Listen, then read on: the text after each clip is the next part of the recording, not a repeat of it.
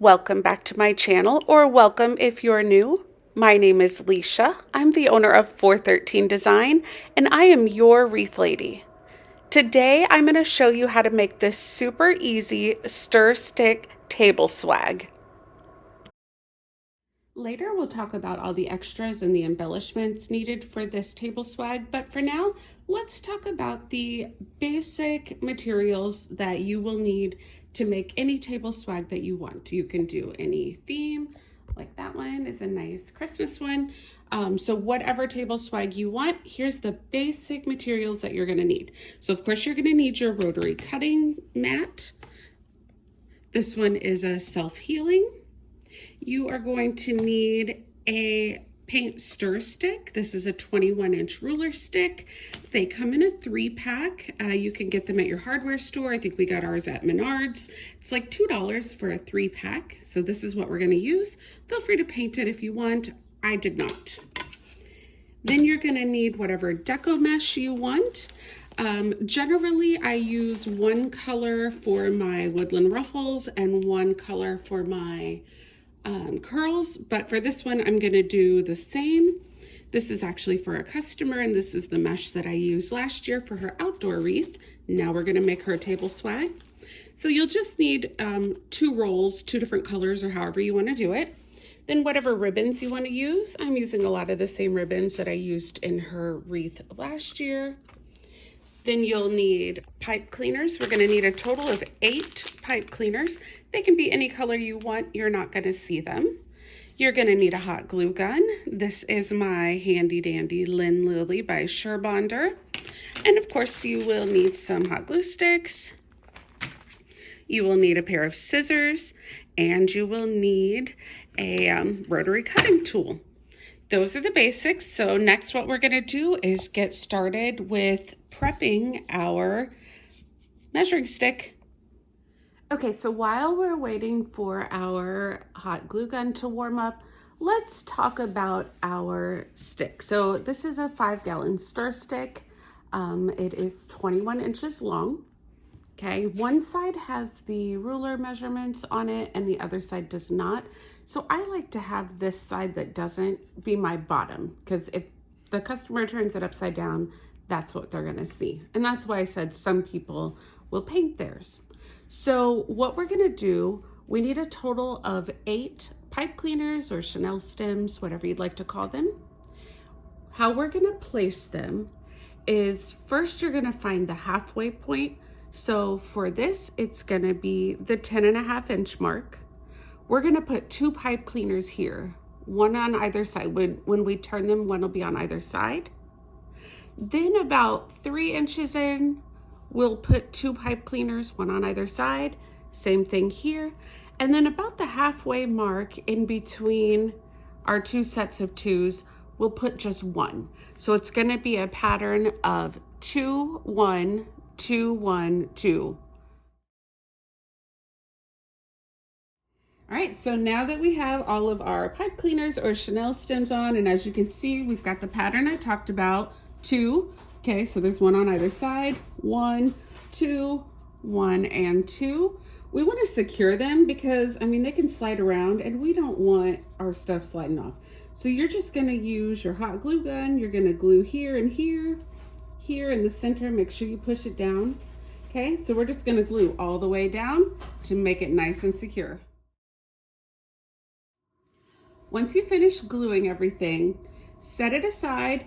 We're gonna let it fully dry, fully harden, so that it is good when we're ready to start working with it. So next up, let's prep our mesh.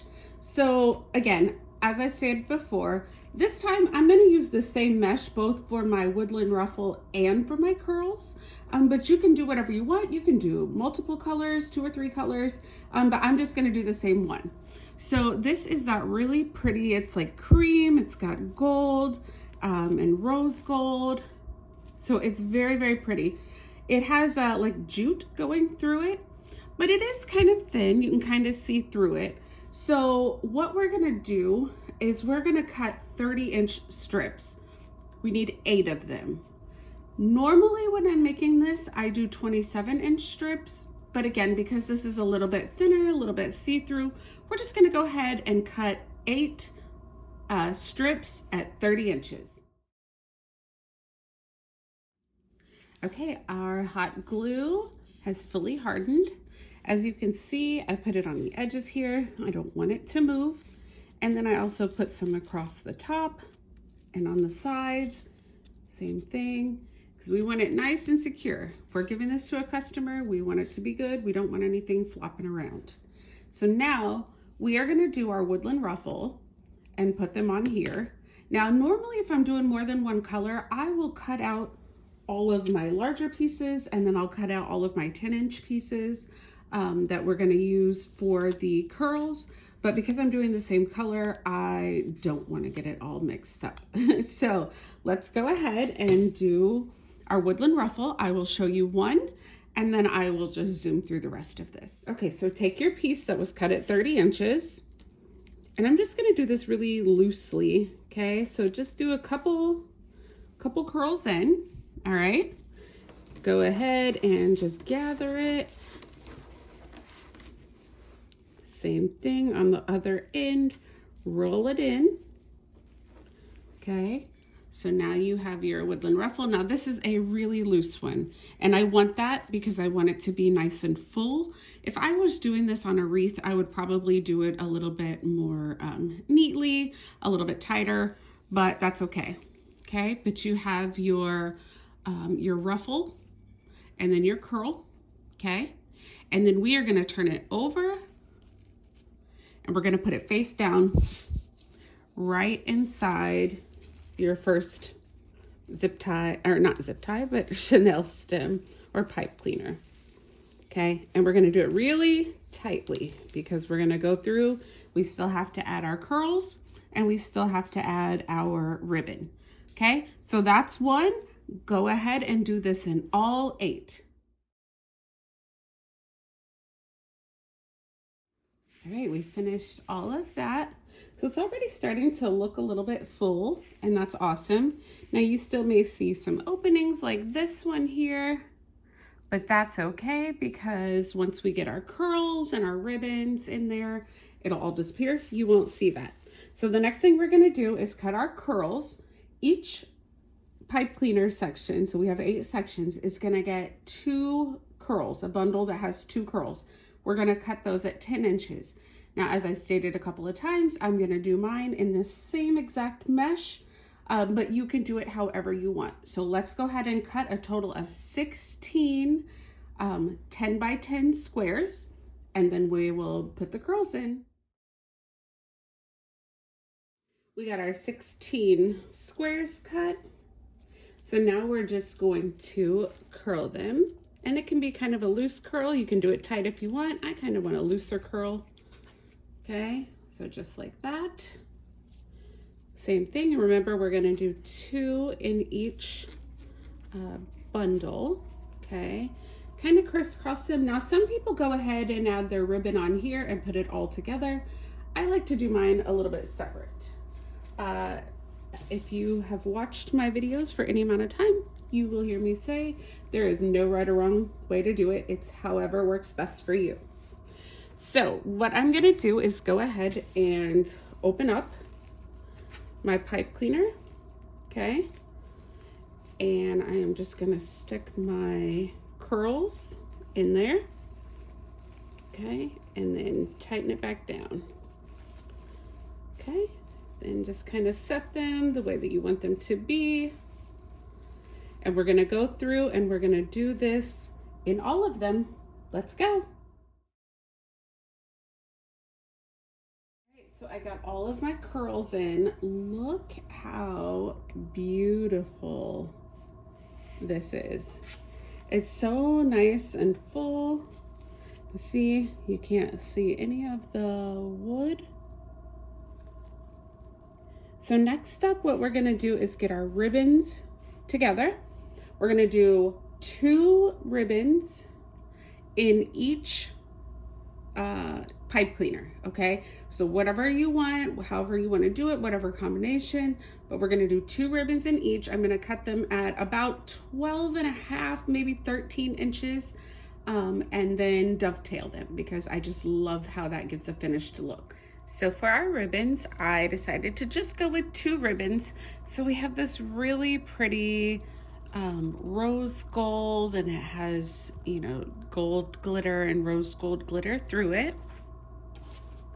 And then this really pretty, it's cream, and then it has these gold snowflakes, and then almost like a gold mesh.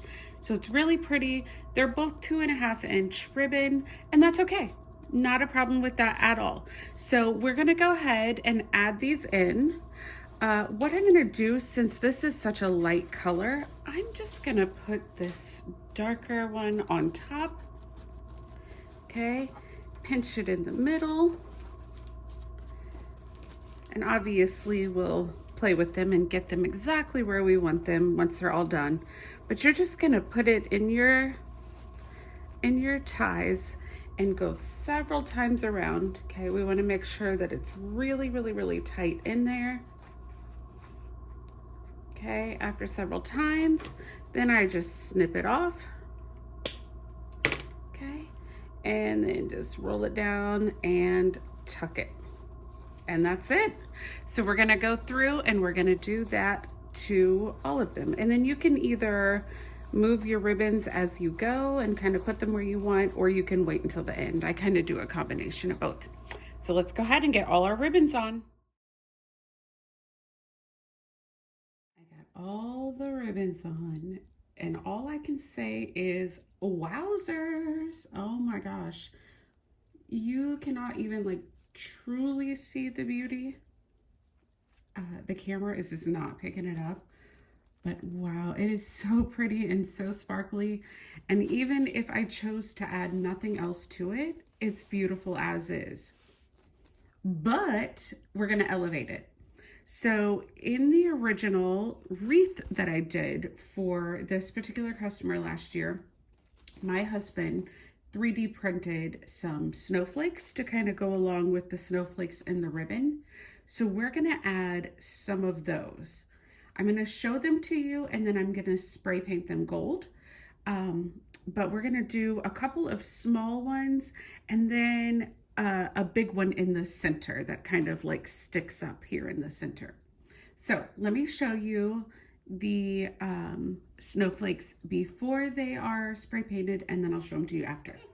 These are the snowflakes that my husband did for me. He did these on his 3D printer. Just very dainty and thin. And he did 2 of them for me, 2 of this smaller size. There you go for comparison. Okay, so I'm gonna spray paint these gold, and then I'm gonna have him make me one more big one, and we will use that as well. So I will come back when these have been painted. Okay, we have our little snowflakes. They have been spray painted gold. So pretty. And then I have a large one. Again, these were done on my husband's 3D printer. And this big one matches the big snowflake that is on her wreath that I made her last year. My vision for this is for it to kind of stick up in the center to give this centerpiece some height. So let's go ahead, get these attached. I think I'm also gonna put a few ornaments in there just to give it a little extra special pop, and then we'll be done. As you can see, I go through and just adjust and fluff things as I'm going, get everything glued in where I want, and it's looking beautiful. All right, that's it. It's done. It is beautiful. Oh my gosh. This does it no justice. I love this. It gives it height. Perfect, perfect, perfect for a centerpiece. Love this. Oh, it's beautiful. I am so excited. I am about to photograph it and take it to my customer, and I cannot wait to hear what she says. I will comment and let you know. If you have any questions, anything else that you would like to see me make, just let me know, and I will try to get to that. The great thing, as I stated earlier about this, is it really can be for anything. You can make this for any season, any holiday, any special occasion. Oh, you could do a beautiful birthday swag. The sky is the limit whatever you can create, it would be beautiful. All right, thank you guys for crafting with me and creating with me. I genuinely appreciate it. Feel free to share this video or comment any questions you may have, and I will see you next time. If any of you saw the original video, you know that there were sound issues, so I've now gone back and kind of redone some sound, and my customer loved it. Thank you so much for watching today and crafting with me. Don't forget to like, comment, share, and subscribe. Thank you.